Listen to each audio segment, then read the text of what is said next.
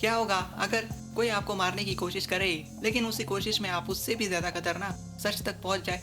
जहर, नकली दवाइयाँ और एक खतरनाक हेल्थ स्कैम, सब कुछ एक साथ सामने आने वाला है। एक तरफ अंजलि अवस्थी है जिसे मारने की साजिश रची गई, और दूसरी तरफ धर्मराज आहूजा जिसके राज अब धीरे धीरे खुलने वाले।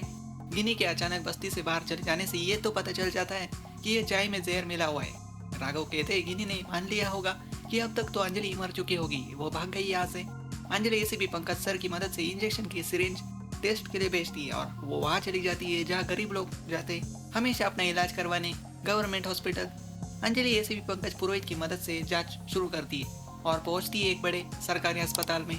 बाहर से देखकर पता चलता है कि इतना बड़ा हॉस्पिटल है, अंदर 500 बेड्स तो होंगे ही, पर अंदर एक भी बेड नहीं है। मरीज जमीन पर पड़े हुए, इलाज के नाम पर सिर्फ धोखा। डॉक्टर कहता है 1000 रुपए दीजिए, सब इंतजाम हो जाएगा। और जब पंकज कहते हैं कि मरीज को पेस मेकर लग सकता है, तो डॉक्टर का जवाब सबको हिला देता है। जो पेशेंट मर जाता है ना, उनका पेस मेकर हम खोल लेते और उसको प्रिजर्व कर लेते। आपको आधे दाम पर दे देंगे सर, आपकी भी बचत, मेरा भी कुछ बन जाएगा। जब पद्मा पूछती है इतने मरीज मर रहे यहाँ, उनका क्या, तो डॉक्टर हंस कर कहता है मरने दीजिए, आपको क्या। यही अंजलि समझ जाती है ये सिर्फ अस्पताल नहीं, मौत का धंधा है। तो अंजलि क्लियर करती है, तो पेस मेकर भी बेचते हैं आप, आपके कहने पर बड़े बड़े डॉक्टर भी आ जाते हैं यहाँ। तब फाइनली अंजलि सवाल करती है मेडिसिन कहाँ रखते, तो डॉक्टर अलर्ट हो जाता है कौन है आप, तो वेद जवाब देता है ये यहाँ की होने वाली एमएलए है। डॉक्टर पहले घबरा जाता है पर कहता है एमएलए है नहीं ना, होने वाली है, पर एमएलए धर्मराज आहूजा का राज चलता ही। जब डॉक्टर को एसीपी पंकज पुरोहित अपनी पहचान बताता है, तब डॉक्टर लाइन पर आता है। सभी मेडिसिन रूम को देखकर शॉक्ड हो जाते हैं। वहाँ कोई मेडिसिन नहीं है, और जो भी आम जनता के लिए सरकार से मेडिसिन आती है वो शॉप्स पर बेची जाती है खरीदने के लिए।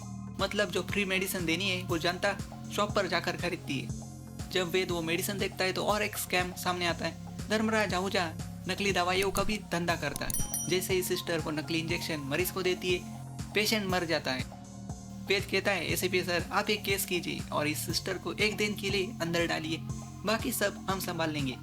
अंजलि धर्मराज आहूजा को कॉल करके चैलेंज करती है कि वो कल के अखबारों में, न्यूज में और सोशल मीडिया पर आपके सारे स्कैम जनता के सामने लाएगी। धर्मराज आहूजा अंजलि को जान से मारने की धमकी देता है। अंजलि कहती है ये भी रिकॉर्ड हो रहा है धर्मराज आहूजा बहुत डर जाता है और सेटलमेंट की बात करता है। तब गिन्नी फोन छीन कर अंजलि से कहती है कुछ नहीं कर पाएगी तू अंजलि, यह सब करप्टेड है।